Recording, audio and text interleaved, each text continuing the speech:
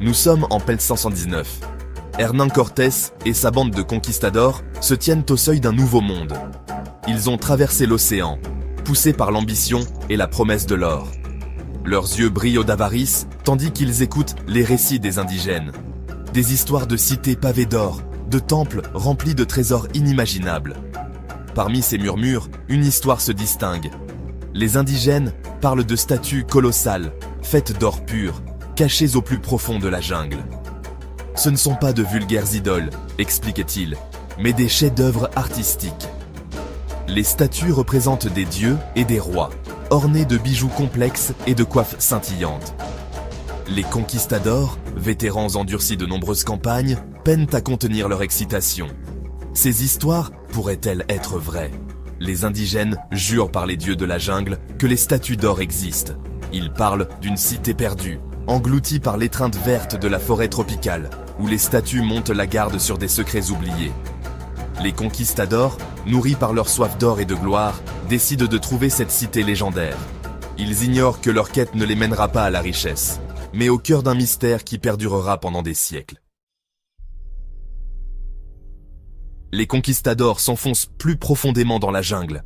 Ils se frayent un chemin à travers un feuillage dense, naviguent dans des marécages perfides et bravent la chaleur torride. Enfin, ils émergent dans une clairière. Devant eux se dresse un spectacle qui fait battre leur cœur à tout rompre. C'est une cité comme ils n'en ont jamais vu. Des tours de calcaire blanc s'élèvent du sol de la jungle, atteignant les cieux. Des sculptures élaborées, représentant des dieux redoutables et des créatures mythiques, ornent les murs. Ce n'est pas un campement primitif. C'est un témoignage de la puissance et de la sophistication d'une civilisation perdue. C'est une cité maya. Les conquistadors sont émerveillés par la grandeur de leur découverte. Ils explorent de vastes places, s'émerveillent des hiéroglyphes complexes qui recouvrent les murs et grimpent au sommet de pyramides imposantes. Mais au milieu de la splendeur, ils ne trouvent aucune trace des statues d'or. Les indigènes les avaient prévenus que les statues étaient cachées, protégées par une magie ancienne et gardées par les esprits de la jungle.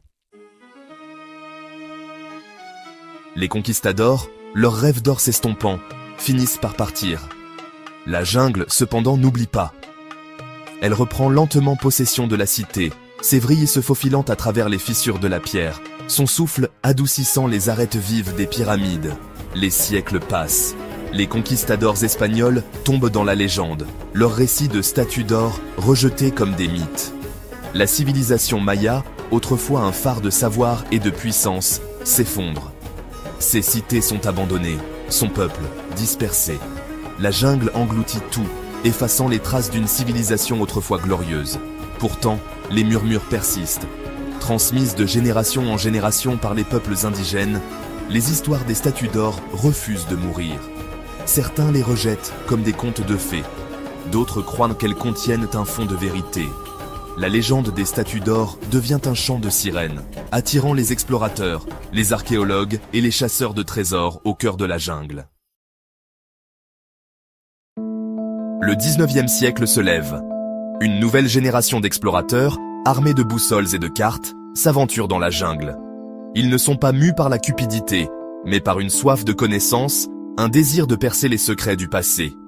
Ces explorateurs, inspirés par les écrits des premiers chroniqueurs espagnols, entendent les histoires des statues d'or. Ils sont intrigués. De tels trésors pourraient-ils vraiment exister? Ils consacrent leur vie à découvrir la vérité, en fouillant méticuleusement d'anciennes ruines, en déchiffrant des hiéroglyphes et en reconstituant l'histoire fragmentaire des Mayas. Ils découvrent des artefacts époustouflants, des masques de jade, des stèles finement sculptées et des vestiges de fresques murales éblouissantes. Pourtant, les statues d'or restent insaisissables. Certains pensent que les statues ont été fondues par les conquistadors espagnols, leur or transformé en lingots et expédié en Europe. D'autres supposent que les statues ont été cachées, emportées par les Mayas avant l'arrivée des conquistadors. La jungle garde jalousement ses secrets. Section 5. Les échos de la jungle. Le XXe siècle arrive, apportant avec lui de nouvelles technologies. Les archéologues utilisent des radars à pénétration de sol et la photographie aérienne pour scruter sous la canopée de la jungle. Ils découvrent les contours de cités perdues, de temples cachés et de tombeaux oubliés. Chaque découverte nourrit l'espoir que les statues d'or pourraient encore être là, attendant d'être trouvées. Les histoires des statues continuent de résonner chez les peuples indigènes, qui vivent à l'ombre des ruines antiques. Ils parlent d'esprits ancestraux, gardant les statues, de malédictions qui s'abattent sur ceux qui osent les déranger. Pour ces peuples, les statues ne sont pas seulement des objets d'or, elles sont des symboles de leur patrimoine, des liens tangibles avec un passé glorieux. La recherche des statues d'or devient une recherche d'identité, une quête pour se réapproprier un héritage perdu. Section 6. L'obsession du professeur. Le professeur Daniel Espinosa, un archéologue renommé, a consacré sa vie à l'étude des Mayas. C'est un homme de logique et de raison. Pourtant, il est captivé par la légende des statues d'or. Il a passé d'innombrables heures à éplucher des textes anciens, à la recherche d'indices. Il a interviewé d'innombrables habitants, écoutant leurs histoires, respectant leurs croyances. Le professeur n'est pas motivé par la cupidité ou le désir de gloire. Il recherche la connaissance, la compréhension, un aperçu des cœurs et des esprits des personnes qui ont créé ces cités perdues. Il croit que les statues d'or, si elles sont trouvées, pourraient révéler des secrets enfouis depuis des siècles. Le professeur sait que les chances sont contre lui. La jungle est vaste, impitoyable. Le temps n'a pas été clément envers les vestiges de la civilisation maya. Pourtant, il persiste, animé par la conviction inébranlable que la vérité est quelque part. Section 7. Une course contre la montre. Le professeur n'est pas seul dans sa quête. Des chasseurs de trésors, mus par l'avarice et alimentés par des rumeurs, se rapprochent. Ils se moquent de l'histoire ou de la culture. Ils cherchent uniquement à se remplir les poches d'or. Le professeur sait que si ces hommes trouvent les statues en premier, elles seront perdues à jamais. Il rassemble une petite équipe de collègues de confiance, archéologues, historiens et experts en survie dans la jungle. Ils obtiennent des financements, rassemblent du matériel et se préparent à s'aventurer au cœur de l'inconnu. La jungle est un adversaire redoutable. Il y fait chaud, humide et elle fourmille d'insectes. Le sol est perfide, truffé de dolines et recouvert de racines glissantes. L'équipe poursuit sa route, sa détermination mise à l'épreuve à chaque tournant.